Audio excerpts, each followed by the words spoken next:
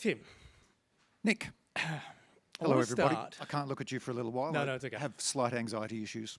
I kind of want to start, not at the end, which is a very pretentious way of putting it, but at least where we find ourselves now with the Lives of Others, the most recent album for you and I. And I know the album had a very interesting process starting back in 2019, and it wasn't initially, in your mind, a You Am I album. So walk me through what happened. First of all, it's an incredible pleasure to be here. And, I hope we can keep it interesting for you. No, I wanted to get out of music. I wanted to get out of touring. I've been touring since 1989 and was, again, finding myself becoming, now I realise it was depressed. So I did what many performers will say, hey, when it stops being fun, I'll stop doing it. And they never stop because it's a ruse, it's a lie. And I thought, well, I'm going to be the first one who, one of the first two, I'm not enjoying it, so I'm going to get out of it. And so got a couple of jobs, bartending, landscape gardening, and just started writing for fun because we can talk about later about what I think songwriting can do to your synapses and to your emotions. So started writing a bunch of songs for a project I imagined would be an orchestral folk album because I had a friend who's an arranger. And then when the plague hit, a couple of months into it, I started just thinking about the band that I was in and found some old photos and some old diary entries of tours during tours through the States and through Europe in the mid-90s, and I thought, oh, I recognise those people and I miss those people, and so took all the songs I'd written for this vague nothing kind of project because I really was just enjoying working, and at the end of the day drinking my fill, getting some sleep, waking up and going back to work, and it felt with the irregularity of making music and the often emotional turmoil you put yourself through, I think being an artist, working just felt really good, and having a regular turn up. Hopefully no one vomits on you. So then, anyway, turned all these songs into You Are My songs, and so we made it without seeing each other we didn't see each other in 13 months and managed to make a really good record in the process. So had you kind of, during that writing process, obviously you've been writing for you and, as you said, for that kind of folk sound, but when you found yourself missing the band, did you look back at those songs and think, oh, actually I was writing for them? I mean, or did you actually have to do major changes to the work to make them a You and My song? Well, it feels a little like a therapy session. Well, possibly it was, because the equation for me has always been I love playing rock and roll music, and that's probably my first love, and I love being in a rock and roll band and all the malarkey that goes with it, good and bad, but trying to put something of lyrical substance in there, because lyrics and rock and roll music often, it's not a confluence often, because if you interrupt the flow of that kind of music, you're betraying what it's about, because it's rock and roll music, it's making love music, it's celebratory music, it can be aggressive music, can be joyful music. And what I did when writing those folk songs was to try and edit myself and not just put the usual, what I normally do is put too many words in there. And so I tried editing for scansion. So viewing it as either just better lyrics or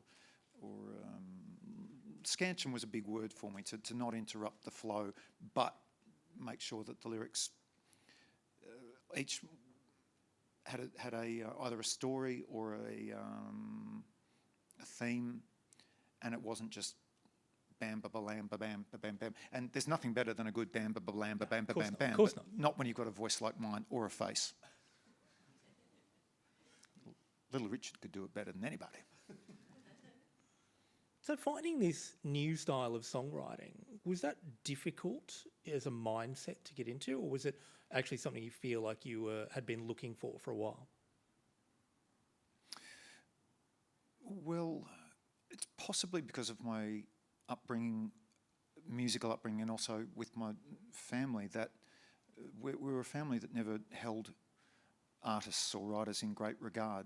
It was, my family's just engineering and mining, and so for me to take songwriting seriously has actually been a bit of a challenge. I only started writing in about 1987 because I wanted to be in a rock band, and it was I'm not sure. I guess that what I figured out maybe 10 years into writing for the band was that really working on something and trying to create something that has whether it's integrity or fun, wordplay, for example, just makes me happy, and I'm a better person if I've been working on either some prose or a song, and then I can go and be a decent human at the pub or on the street. And so, yeah, I don't know, it's working out really what makes you happy, I think, and writing songs with that regard, making sure that lyrically you're on point, there's a bit of humour in there, and hopefully there's a good tune, and then I'm everybody's mate, so that's the pursuit. Sticking with the nitty-gritty for a little bit, with The Lives of Others, when it became a UMI album, what changed in terms of process for you? Well, I think if you're in a band and if that's your pursuit and that's what you want to do, you've got to listen to your bandmates.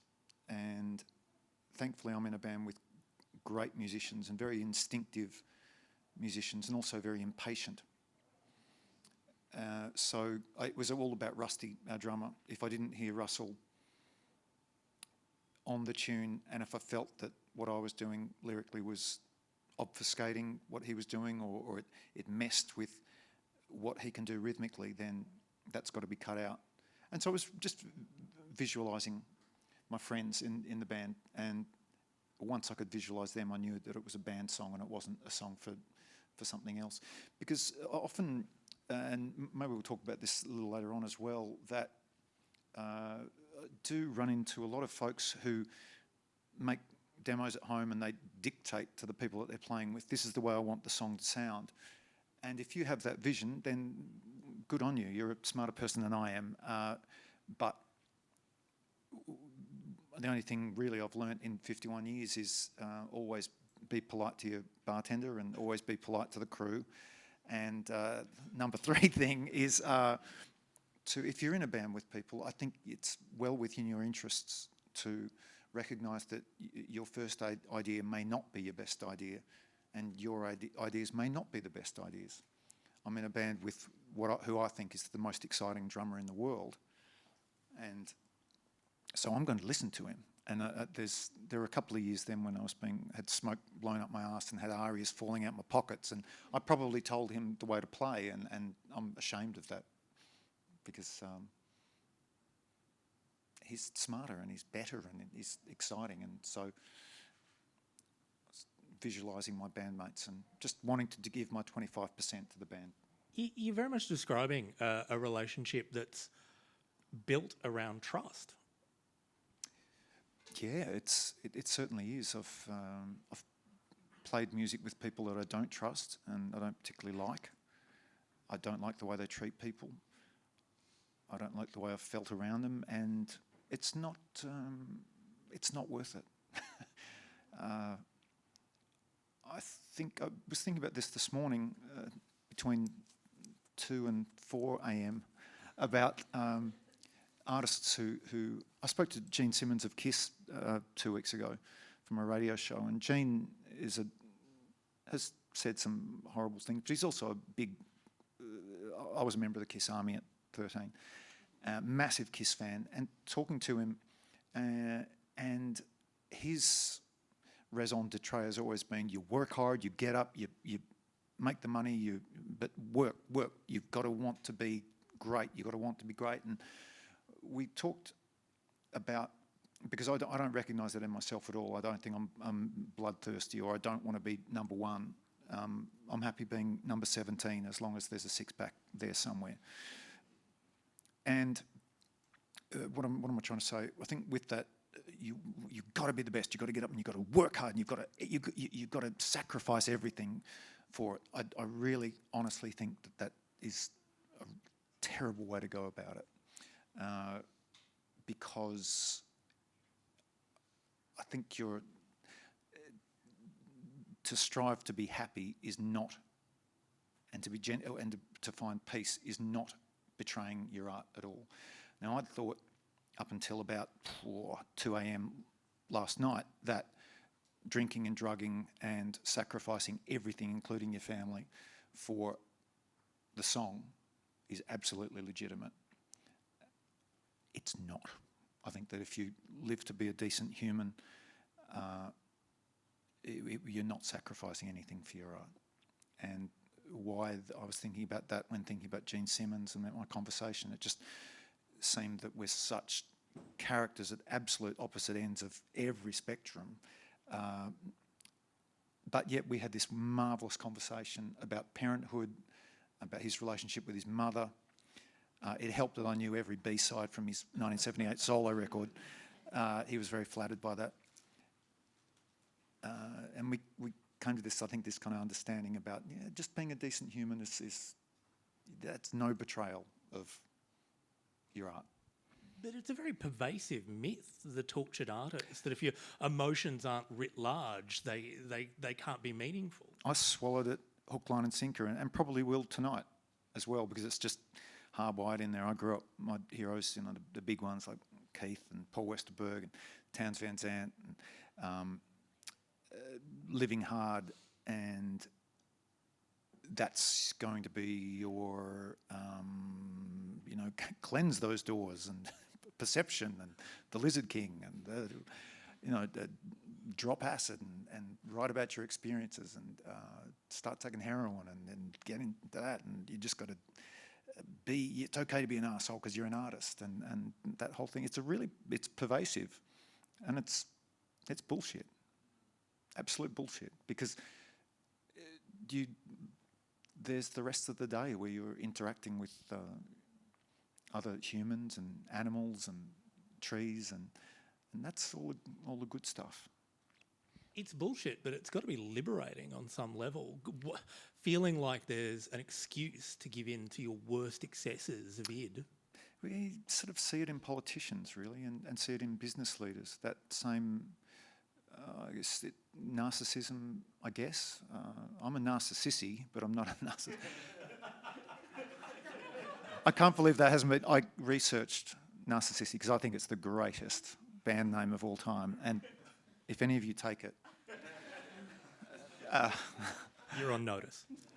To recognise that behaviour, not just in artists, but in...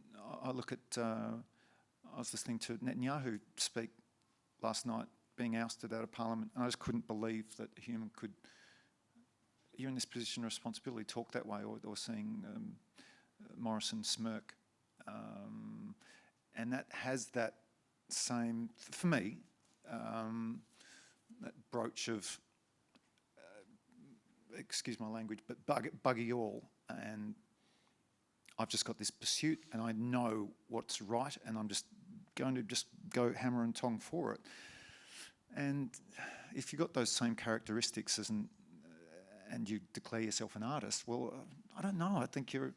And I went into this interview with Gene fully expecting him to be like, because I'd met him 15 years ago, and that was a different experience, which maybe I'll talk about after a cup of tea later on, but it wasn't quite as pleasant. And he just appeared to be at this other stage of his life where he was very genial and softer. And it really affected me. I might step away from this just for a little bit, just in case there's any reporters from The Australian hiding here waiting to put me on the front page for not defending the government vociferously enough. Let's talk about the actual process of getting this album down, because you've said it was a recording process unlike anything you've had to do before with the band. Unprecedented. Love that word. I don't want to do it again. I love going into studios and having big celebrations and a good day of work and come on, it's party time and all that. But we couldn't be together. Two of the members of UMI live in Sydney. One lives on a boat. I live in a children's dream world, and thankfully Davey, our guitarist, lives 4.9 kilometres from where I live. There was a 5 kilometre, you don't want to get a Melbourne person talking about last year. It'll never stop. Oh my God. So I could get to Davey's, lay down guitar and vocals, send them to Rusty, our drummer in Sydney.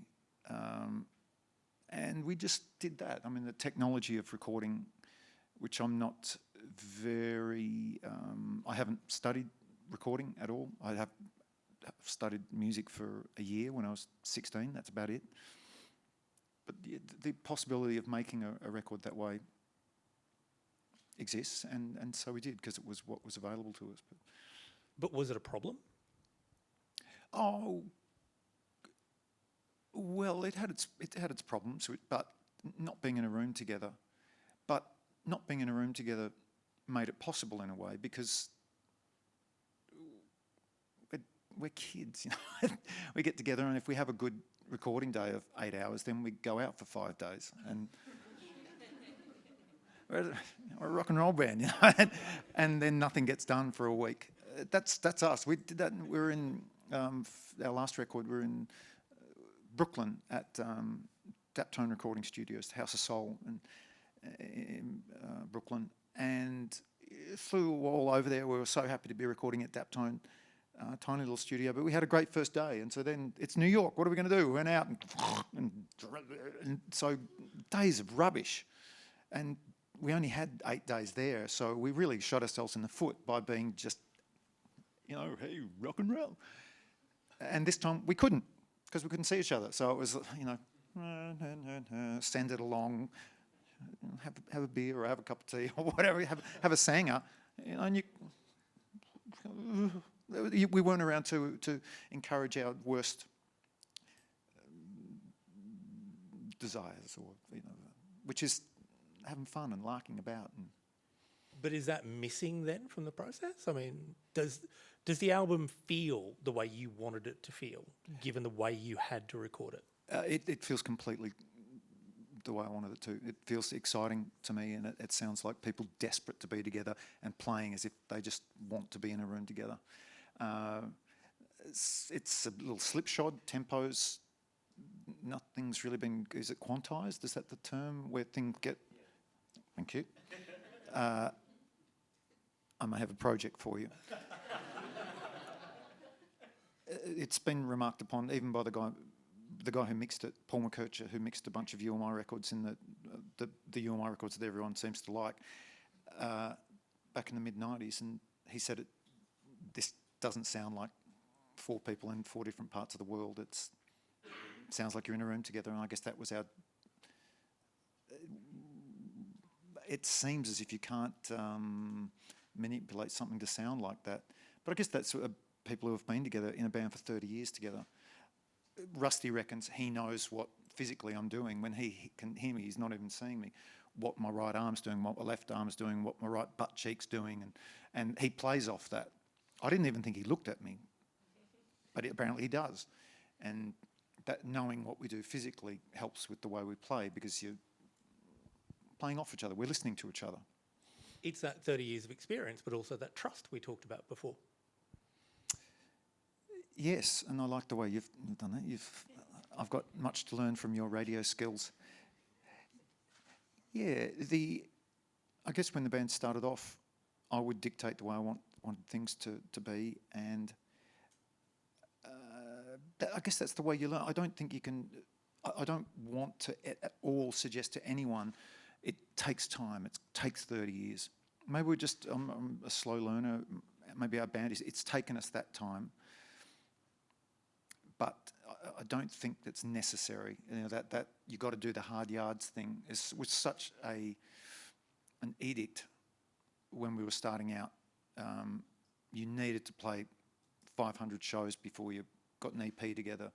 You needed to play 300 shows as the bottom of an 8-band bill before you got up to number 6 or number 4. And those possibilities just aren't there for performers these days, which is pretty obvious to everyone, I'm sure. It's difficult for folks to play regular shows. And so it'll be interesting today listening to people's experiences and their stories about how to do it differently. Our route was very traditional in a way. You know, we've played 3,500 shows, you know, and it took 500 before we got a crowd, and then 1,000 before we got to do our own headline, and then it went up incrementally in that very traditional route that's probably been in place since, I don't know, trad jazz bands of the early 20th century maybe. It would seem that the potential for doing that, I hope it hasn't evaporated. And I do want to talk about I think there are ways where you can still have that ethos. It just means a lot more hard work. But was that traditional way its own stumbling block? Was there a hierarchy? Like, no, you don't get to get up on this part of the bill without having done those 500 shows? Was it limiting in some way? Oh, yeah. What was limiting, I guess that I'm being asked a lot about 90s nostalgia at the moment, and I'll say, the 1790s, yeah. But at that time, particularly for rock and roll bands, and it'd be interesting to hear Sally Seltman, who's here today, who's a very dear friend of mine, and I met her when she was 16. I wish I didn't know that, Sally. I wish I didn't know that. But, you know, we met when she's a very young woman, and her experiences of that hierarchy thing would be very different from ours, but I'm surely that there was that hierarchy thing, and it's just about where you're allowed to. And one of the big things that you weren't allowed to do back at that time was look as if you're enjoying your ascendancy. It was really, you know, oh yeah. I look back at interviews with the band on television or listen on radio, and when you can hear us shrugging, or the shrugging was deafening. Just, oh yeah. When really what we should have been, I wish that someone was saying, you're allowed to enjoy this, you know, this is fun. You get free drinks, you're getting to play in front of people, you're playing in front of more people each night. Even if you're playing in front of no one, you're making music with your friends. Just enjoy it, you know, and show that joy. But it wasn't the style of the time. So we acted miserable. Yeah, because we're back to the tortured artist again, by the sounds of it. This unwritten rule, this unwritten coda, that if you seem to be enjoying what you were doing, then maybe you didn't have that integrity. Yeah, well, even silly stuff like with wearing velvet pants on trousers. I mean, all my physical action was to move quickly so you wouldn't get hit by a bottle. And oddly enough, Pete Townsend said the same thing, and we talked about that it was a way of you move quickly and people can't hit you, because also flamboyancy was regarded with great suspicion. But again, that's just in my little experience. It wasn't, hey, 1992 was like this or 1993 was like that.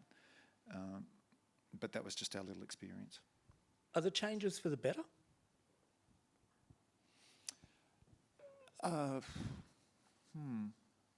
Well, we were in a little bubble then, and now not in a bubble. I guess I just listened to so much spectacular music that's been made this year or last year of wildly vacillating styles that I can't give a coherent even thought as to what I think the edicts are these days, or the rules are. The one that concerns me is that it seems that the edict seems to be you need to be in front of your audience all the time, and you need to, if you're not building your audience, then you're stagnating. Promote, get on the Instagrams, get on the face fuckery, and just promote. People are really good at it. I'm not particularly good at it. I think it's really dangerous because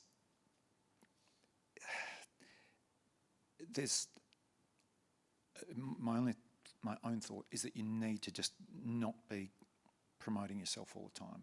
However, if you have a burning desire to be a musician or an artist, it seems that the edict is that you have to. Particularly if you're just starting out.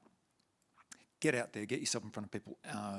Social media, particularly the social media one I'm talking about more than anything. Getting out and performing, absolutely. There's something to be learnt from every gig, whether it's in front of 2 people or 200 or nobody. Play, take all those experiences you can. But that social media thing, it scares me because I just see it's exhausting, and I worry that the constant, almost daily need for affirmation for what you're doing has got to take a toll. One of the things social media has done is encourage this idea of artists to think of themselves as a brand, less of an individual, but to promote themselves in that way. Mm-hmm. Was Tim Rogers ever a brand in your head? Look at me. Every cliche under the sun is there, but I'm good at it. So, brand? No, I don't think so. It's been suggested to me to think of myself that way, and you'll be more successful if you almost codify yourself and just be that type of performer, and not take on theatre things or not take on prose or journalism, or just be that guy. Things are going to be a lot easier for you. But no, I mean, how can you package this, really? There's not a box with a nose holder big enough. No, the branding idea, I guess there's an element of the brand idea with UMI, and but again, once you brand something, there's no wriggle room, and it would seem. I don't understand that language, I beg your pardon, Nick. Honestly, it's about branding and the like. No, totally understand that. It's a very different ethos now. I mean, we expect the artists, the musicians we love, to be available to us as fans in ways that I don't think people ever have needed to be before. We want to know about their family. We want to know about their pets. We want to see inside their lives. We want to have more possession of them as fans than I think we had access to outside of this technology. Yeah, well, I was contacted recently by a gentleman who got into contact with me through social media, and I check it because I check up on my daughter's life in New York, and I Google myself, sure, but he was completely offended or said he was disappointed in the way we treated our fans because we don't go and sign records after shows, and I didn't get back in contact with him because I think I don't want to have contact with people. I have enough. There's not enough hours in the day to communicate with people I love, or let alone see them. But that he thought we were rude. We may have talked about this previously, and I said, I go and write songs, play the songs. That's it. That's where my commitment lies. I'm not going to write to you. I'm not going to communicate with you. And if I don't feel like going and signing autographs because I'm a complete germaphobe, and it happens to be a bad time to be a germaphobe, that I'm not going to do that bend over backwards for you. I'm a songwriter. You know, I would maybe like to be a friend, but not everyone who comes and sees the band is necessarily a good person. I've seen stupid behaviour at our shows, and horrible behaviour. So it's not my duty to come out and sign your fucking record. It's not at all. If I see you in the pub, I'll buy you a drink and I'll tell you what I'm reading and who I think the greatest 3 poets are in history. Yep, you got my time. But after a show, I'm going to play a show and then I'm going to bugger off. what was his response to that? I did. Well, I didn't write to him. I had to think of right. it. This is what I think of it, because I'm just going to have to let that go. And I guess social media, that you want to reply to people if they've attacked you. And if someone says anything about my daughter, for example, then bang, all gloves are off. I'm going for you. But when was it? No, what's the gentleman's name? He was a South Australian premier, not a premier, a politician, Liberal, and he used a You and My song for a Spotify playlist for his party's campaign, and I got contacted by a legal group and said, do you want to challenge him on this? Him being with, he was quite a right-wing fellow. I wish I could remember his name. And I found most of what he said objectionable. But I said to the legal folks, no, I don't know. I mean, what should I do? And I took their advice, and they said, well, we're going to say you want to take legal action against this politician for using your song. And I thought, oh, okay, I'm a former law student. Maybe I'll learn something. Anyway, the next day in the paper, it was there, page 5, and Jesus, then I just copped it. It was from anyone from Angry Anderson, and I love Angry. We don't agree on much, but I agree that he's one of the finest vocalists ever. He contacted me and said, what, you think you can sue people for using your music, you should be... And it was a very uncomfortable couple of weeks, because I didn't want to reply to everyone, but I felt like I wanted to, but I just didn't have clarity of mind. And so rather than tie myself in knots trying to either keep up with that social media maelstrom, I just let it go. Was the reaction surprising to you? In retrospect, no, because but I trusted these folks. They sounded a good game. But the way that came out, and they kind of quoted me as saying, "You can't use my music. How dare you? My music is for only people who think the same way I do." And I don't think that way. I don't like this guy who used the music. I don't like what he stands for. But I'm not going. I think there are better ways to use the justice system. Really, there are people who are it didn't hurt me at all. If that was taking away any time from legal crises, kind of shame on me, because it was no skin off my nose. Really. Media interaction can be a bit of a double-edged sword, though. I mean, as you're saying, you're on page 5, you're getting all this stuff, but of course, as a musician, you often look to media. It was on page 3 when our record went to number 2 last month. Ooh, very impressive. You and I were talking before about the review in the NME that had you almost tearing your hair out from when you were in the UK. But, you would have done this too. You interview some artists who hate being interviewed. They hate being in front of the media, but they're told that it's part of the job. Their promoters are like, you've got to get out there, you've got to do that. Is that any healthier than having to be in front of your fans as a brand and on social media? Gee, that's a good question. In situations like today, for example, I know that, and I've got to watch out for it, that whatever time it is this afternoon, I'm driving back to the horse ranch in Bathurst that I'm currently staying at, that I'll have a complete down,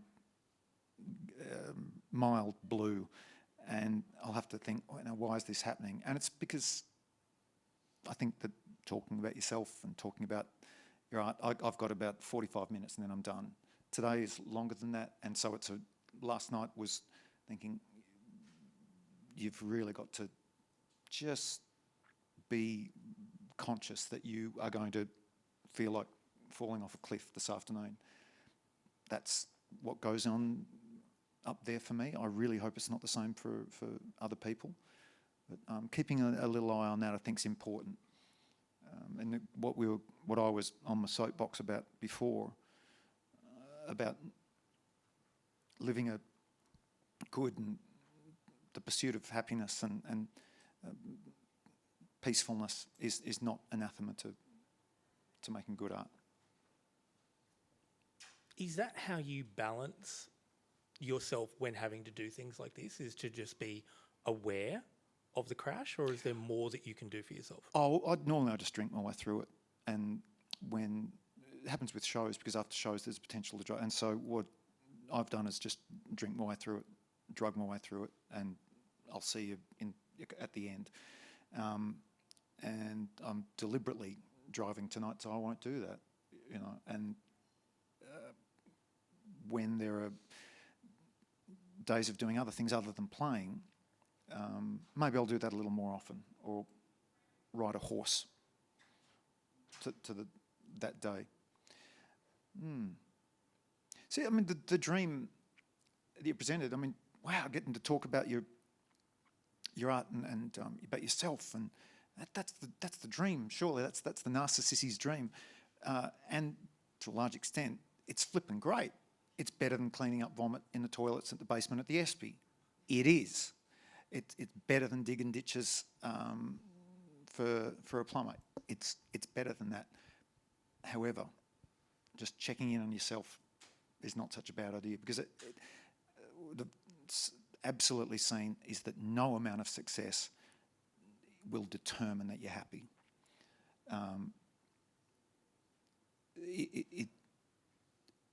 It's great, but it won't necessarily make you happy. And if you're thinking that it's your lack of heads at shows or your lack of success as a songwriter, and think if that's going to make you, that success will make you happy. I don't need to tell you of the dozens and dozens and dozens of examples of people that just hasn't been the case. Chris Cornell, Jesus, you know, Soundgarden singer, and this sweetest man, handsome devil, and when he topped himself a couple of years ago, we were just still in, how's that's supernaturally talented human, got the old band back together, family touring around, and you know, killed himself in a hotel room after a show at the bloody Fox Theatre in Atlanta, I think it was, you know, beautiful old theatre. How does that work out? Isn't that so? Checking on what makes you truly happy and feel at peace, and get, you know, so you can get to sleep at one stage, at least one day. It's the most important thing. I feel like we're almost back where we started, 2019. You, as you just said, doing jobs that are worse, you know, bartending, digging ditches, landscaping. Mm-hmm. What got you so disillusioned with music? It wasn't disillusioned. It still loved making music. On stage, everything was fine. Just the other 22 and a half hours. Travelling, being with people, and then having to present the show like, this is the greatest, we're all together, rock and roll, woo. And it definitely wasn't disillusioned with music at all. I think it was a little disillusioned with my part in it. And so I thought, well, get out of there. Finish the tour, do well, sing well, play hard, do a good job, and then get out of there.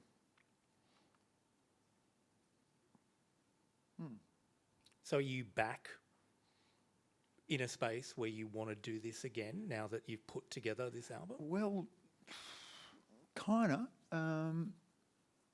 I had to be taken to hospital a couple of weeks ago because we did 2 shows in Melbourne. One show in Sydney, flew down to Melbourne, had 2 shows in Melbourne that night, and woke up in the morning and couldn't move. And my partner called an ambulance and had to be taken in, and we still don't know what happened, but just thought, well, physically maybe I should really re-examine this, you know, whether physically I can do it. I think so, absolutely, because you just know that, just recognise that that playing, doing a good job, and getting yourself home, and working on songs, and nothing makes me happier than you know, my daughter's eternal happiness, and I'm digging a ditch, riding a horse. But number five is working on songs. Sitting there with pen and paper. It worked out during last year that if I'm anywhere, be it my tiny little apartment in St Kilda or anywhere, if I've got pen and paper and a tin of Carlton Draft, I'm happy. Playing through turbulence, here's a foolscap pad and a pen. Endless possibilities. I can do word games. I've got a tune. I can work on the rhythm and the story in this song. Happy as Larry's live-in lover. And knowing that is a real comfort. And so whatever troubles there are touring, or if it's a little uncomfortable, a terrible hotel room, whatever, it doesn't matter. You've got pen and paper and maybe an instrument lying around, and anything's possible. We've been concentrating on UMI, obviously, but you are about to kick off some work with a very different band that you've been prepping up for. Yeah, well, I think cat's out of the bag now. I think, well, maybe let me know if when's this going to be broadcast. But there's a Sydney band called the Hard-Ons, and they're the first band I ever saw regularly, and I adore them as humans and as a band, and they asked me to work with them recently. Again, it's trust and working with people who have known each other for decades and decades. And I guess it's just thinking, what can I bring to this? And what I bring mostly is enthusiasm. I don't have a good voice. It's got character. It's not going to be my looks. It's a lot of the elements about being a successful performer just aren't there for me. But I'm a great dancer, and I'm an enthusiast. And I'll turn up on time. I'm rarely late. And I want to put in the hard work.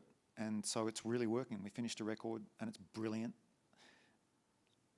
So recognising what you can bring to an ensemble, I think, is important.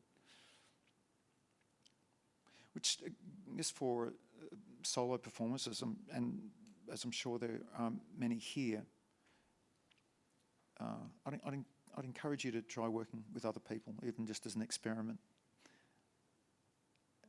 I think it's a good working in teams. There's a good lot to be learnt from listening. Well, I think we are down to the last 5 minutes roughly, so 7 minutes, all right. We might do a little palate cleanser, slightly fluffier questions now. Talking about working with other artists. Who would you like to collaborate with, living or dead, right now? Mary Margaret O'Hara.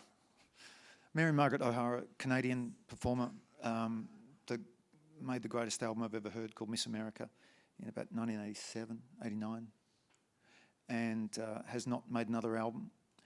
Performs sporadically, has done a couple of soundtracks, is an excellent actress. Her sister Catherine as well is an incredible actor. She's the lead character in Schitt's Creek, which I haven't seen yet. But anyway, Mary Margaret O'Hara's the Queen, and she'd be the one. Have you stuck your hand up? No, and let me get back to Gene Simmons, because speaking to him the other day, and I mentioned a song off his last solo record, which is called Arsehole, and how lovely. And he said, Tim, you realise I wrote that with, and I knew that he wrote it with Bob Dylan. So Gene Simmons of Kiss writing with Bob Dylan, it happened. And Gene just said, look, I called his manager. I said, Tim, if you want to work with anybody, you make that call. What's the worst that can happen? Someone can say no. That's the worst that can happen. Sally and I, and Sally's husband, worked together probably 2.5 years now.